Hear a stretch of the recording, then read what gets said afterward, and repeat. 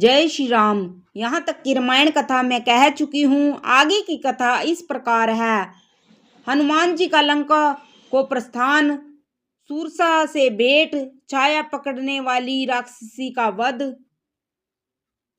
जामवान के सुंदर वचन सुनकर हनुमान जी के हृदय को बहुत ही भाए।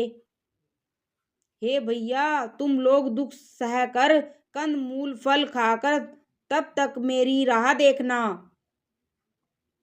जब तक मैं सीता जी को देख कर न आऊं। काम अवश्य होगा, क्योंकि मुझे बहुत ही हर्ष हो रहा है। यह कहकर और सबको मस्तक नवाकर और हृदय में श्री रघुनाथ जी को धारण करके हनुमान जी हर्षित होकर चले। समुद्र के तीर पर एक सुंदर पर्वत था। हनुमान जी खेल से ही कूदकर उसके ऊपर जा चढ़े और बार बार श्री रघुनाथ जी का स्मरण करके अत्यंत बलवान हनुमान जी उस पर बड़े वेग से उछले। जिस पर्वत पर हनुमान जी पैर रखकर चले, वह तुरंत ही पाताल में धंस गया। जैसे श्री रघुनाथ जी का अमोघ बाण चलता है, उसी तरह हनुमान जी चले। समुद्र ने उन्हें श्री रघुनाथ जी का दूत समझकर मेनाक पर्वत से कहा कि हे मेनाक, तुम इनकी थकावट दूर करने वाले हो, अर्थात अपने ऊपर इन्हें विश्राम दे। हनुमान जी ने उसे हाथ से छू दिया, फिर प्रणाम करके कहा, भाई, श्री रामचंद्र जी का काम किए बिना मुझे विश्राम कहाँ।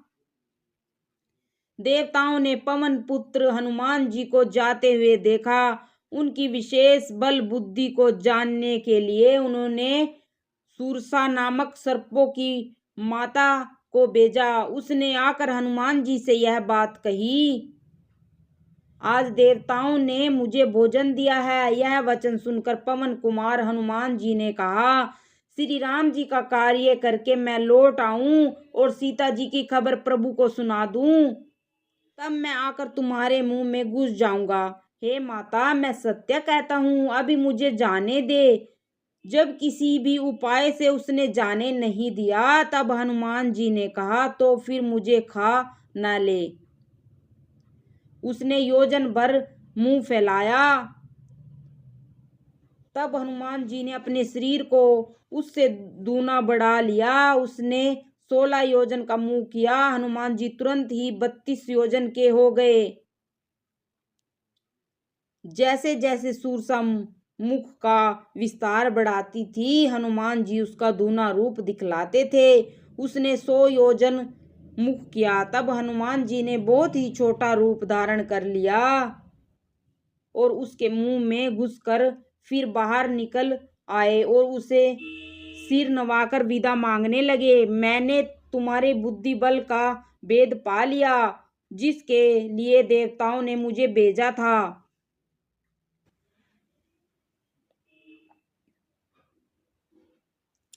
तुम श्री रामचंद्र जी का सब कार्य करोगे, क्योंकि तुम बल बुद्धि के भंडार हो। यह आशीर्वाद देकर वह चली गई। तब हनुमान जी हर्षित होकर चले। समुद्र में एक राक्षसी रहती थी। वह माया करके आकाश में उड़ते हुए पक्षियों को पकड़ लेती थी। आकाश में जो जीव जंतु उड़ा करते थे, वह जल में उनकी परछाई देखकर उसकी परछाई को पकड़ लेती थी, जिससे वह उड़ नहीं सकते थे। इस प्रकार वह सदा आकाश में उड़ने वाले जीवों को खाया करती थी। उसने वही छल हनुमान जी से भी किया। हनुमान जी ने तुरंत ही उसका कपट पहचान लिया। पवन पुत्र धीर बुद्धि वीर श्री हनुमान जी उसको मार कर समुद्र के पार गए। वहां जाकर उन्होंने वन की शोभा देखी। मधु के लोभ से भोरे गुंजार कर रहे हैं। जय श्री राम।